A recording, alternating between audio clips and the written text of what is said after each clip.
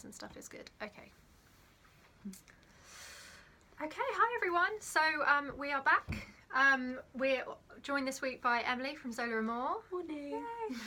So Emily runs a really cool Brighton-based ethical fashion brand. So I'm going to let her introduce herself and her business first before we get going.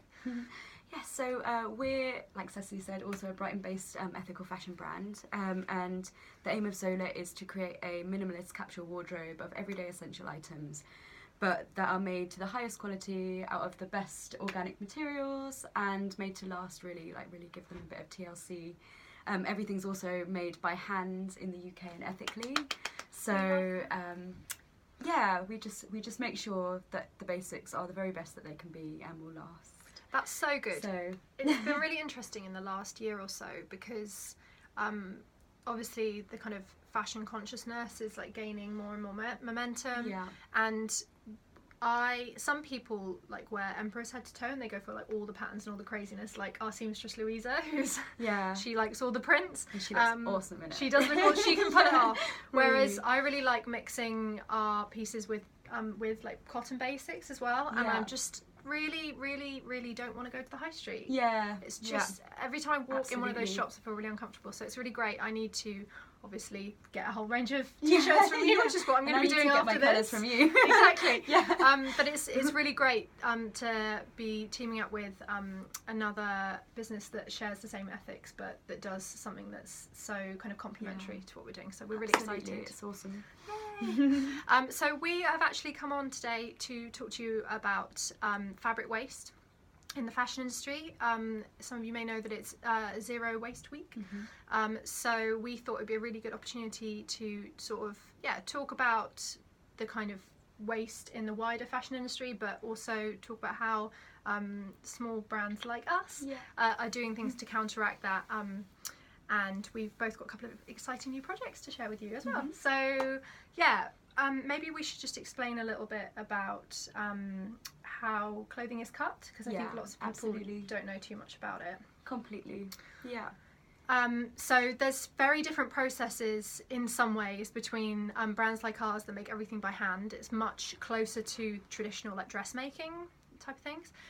Whereas obviously when you're doing it on a massive scale, like the larger fashion houses cut things in a very different way. So maybe if I explain about what we do, and then if you want to do a little description about the others. So when we cut, I speak for Emperors, but I think it's a similar thing with Zola.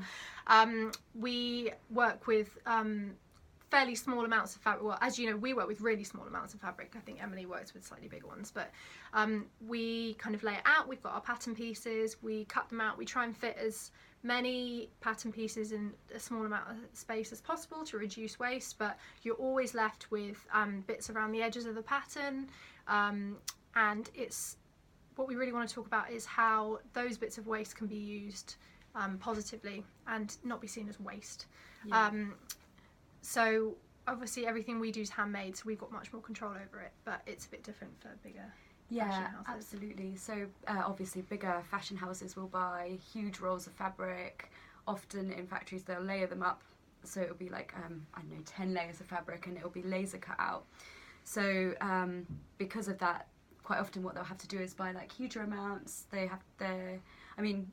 Every fashion house and for every style of clothing will go through a process like called lay planning. So someone will actually plot out the best economical way to get the most out of the fabric. But then that although that happens, there's always a lot of waste that gets produced. And I suppose we were talking earlier on about the sort of bigger fashion houses that actually end up buying exclusive fabrics, so they'll buy a lot of print, for example, so that it won't be seen elsewhere. So they have exclusivity, and quite often if they have to buy more than they need for production, there'll be remnants left over, and you were saying that, which is, I don't know. I think it's also that thing of like, because they're making the same garment on a massive scale, if that garment isn't popular, then they're not going to remake it, and then often that fabric will sit there or just go to landfill or get burned. There's been a lot in the press about that, which is a regular thing to get rid of excess stock. Or, like you were saying, some of the designers will actually sell the fabric Yeah. on and mean that like amazing people like you can turn it into the most amazing Totally. clothing and one-off Yeah, pieces I and actually mean, give them a new burst of life absolutely, and you have to So- give them their due for that. Like Yeah. we've had some really amazing, like Yves Saint Laurent, like Dior offcuts, It's amazing. which when you come across them, is obviously wonderful. That must be amazing. Yeah. Some really beautiful Paul Smith stuff as well. Yeah. So that's really great, and obviously there's always going to be a proportion of it that does go back into the ecosystem, but it's about really the kind of smaller bits, because those are obviously pieces. There'll be like yardage it's the bits that's in left between. Yeah, absolutely. I'm just gonna describe a little bit about what we do, and our project that we've got coming up, and then we're gonna look at Emily's new thing, which is really exciting. So we already have our fabric scraps in mind in terms of our business model and our kind of production. So when we make an item out of a piece of fabric, everything's one-off that we do. So we might get 2 garments out of it, like we might get a pair of dungarees and a skirt, but we wouldn't do 2 dungarees in that fabric because everything's one-off. But ultimately there are always bits of fabric left over from that. So for instance, we've got this, just about see, Harlequin pencil skirt. So this is a vintage cotton that we picked up. It was one of our most popular prints this summer. We made a couple of different items out of it because we managed to get our hands on a few meters, which was really great. But yeah, there's always going to be bits left over, and what we do on a weekly basis is we take those larger remnants left over from our clothing cutting and we make accessories. So this is one example of our Harlequin yellow cotton accessory. So it's a glasses case. As you can see, obviously this is a much smaller amount of fabric than a skirt takes. So we are already using our fabric scraps, or rather using our fabrics to their highest potential, and our accessories are really popular, and they're quite a good way of people who don't like wearing so much colour to kind of incorporate a bit into their bags or their luggage. So that's really good. That's but really cool. You still end up with tiny little scraps around that. Like you could have a piece that's this big and still these parts of the fabric are in theory going in the bin, which is unacceptable, really. No. Especially during Zero Waste Week. Yeah. No one's going to be admitting to that. So it's about coming up with really creative ways to use those smaller scraps and use them not just for the sake of using them, but to create something different and new and exciting. So this week we're really excited to launch our the first of our fabric scrap kits. So not only are we creating something new, we're inviting you to get creative with us, so that's really important. So the first one, little drum roll. I lifted that up already. Is our fabric wreath kits. So if I just move that a little bit closer, you can see that this fabric wreath is made from loads of different types of fabric that we have been using recently. You may see one of your items of clothing represented here. I could tell you a few customers. Well. Yeah, if you exactly. Had a kit with your own actual, like the offcuts from your own piece of clothing. You could match your garland. That would be so cool. You could be like, you could wear it. Yeah. No, obviously don't do that. But yeah, so we are now selling these kits on our website. So these wreaths or garlands are really great decorations, not just for Christmas, obviously that is the traditional use, but all year round really, any celebration or just to kind of brighten up your home. We've gone for all the colours.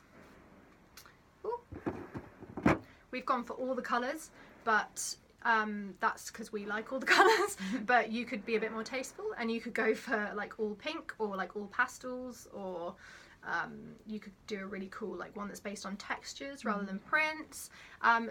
But we are basically giving you the chance to get creative, and the best thing about these kits is that they are no-sew. So if you're thinking, yeah great, it doesn't really apply to me because I don't know how to sew and I don't want to learn because I've got enough to do, this project is all based on tying these fabric scraps. So we're going to do a tutorial on the blog soon, but as you can see, you start off with a wire frame like this, which comes in the kit. Then the kit includes a load of scraps as well for you to kind of arrange in whatever way you want, and then you tie them on the wireframe, add a little ribbon, and then you've got something that's going to look really nice in your home. We should have had one here the whole time. Oh, yeah. We? Cute. So yeah, it's a really great way to use up these tiny little bits that otherwise go to lots of different places really. We donate them to school craft projects, community projects, textile recycling. We actually gave some to one of our creative friends the other day who wanted to do some stop motion video stuff. Cool. So Yeah. I'm looking forward to seeing that. Yeah. And another creative business took some of our scraps to make fabric labels for some of their new That's a good items, which was idea. really cute. They kind of stamped them. Yeah. So we're always looking for new ways to not we wouldn't throw them away anyway, but creative ways to kind of transform these bits of fabric, because they're bits of fabric in their own right. They're not just scraps. So yeah, check out our new fabric kits online, but also we're going to be running a Studio Saturday event in November where you can come and make them with us. So we will be telling you more about that soon. Yeah, we're really excited. So Emily, I'm excited to hear about what you are up to with your fabric scraps. So we sort of launched the business last June. So we're just over a year old now, Yay, which is happy very birthday. exciting. And ever since then, we've literally kept every single last tiny piece of fabric in ginormous sacks, so like enormous Santa sacks basically, and we have about 3 or 4 of these now. So pretty much been spending the past year trying to work out what on earth to do with Hold back all the of sea these of scraps. Well, not scraps, no. Yeah. Bits of fabric. Bits of fabric, lovely, organic, soft, beautiful fabrics. And have just been working on a couple of projects, and we've just launched our headbands. So I'm wearing the grey and the light grey and dark grey combination one, so the grey love mix. The cool thing about these is each one's going to be slightly different. They're all they're stretchy, so they're good for keeping your hair back, or I'm wearing them in sort of a more festival-y type way. They could also be used as a scarf, tiny like necktie, or even a waist tie, Oh, just love to add a that. bit of, I don't know, something to your outfit. That's think- actually really cool. Yeah, we're I like gonna that. be. I really want to style those with our new Yeah. Natalie shift dresses soon. Looks good. That's Yeah. a great idea. That's a You really will be good seeing that in idea. shoots from us very soon. Yeah, so we've got 3 different combinations at the moment: the grey mix, the black, and the white and black, all available online and only £15. So that's the first project that we've come up with for using up Yay! our slightly larger scraps. And I'm is definitely going to good. have to be purchasing some of those as well. Oh, I'm just creating a shopping list because I love a headscarf, and actually these silk ones, I wear them every day. And Yeah, they look they're really getting good a little. as well. I'm getting a bit bored. I need some Yeah. basic ones to mix in there with my crazier stuff. So yeah. That's lovely.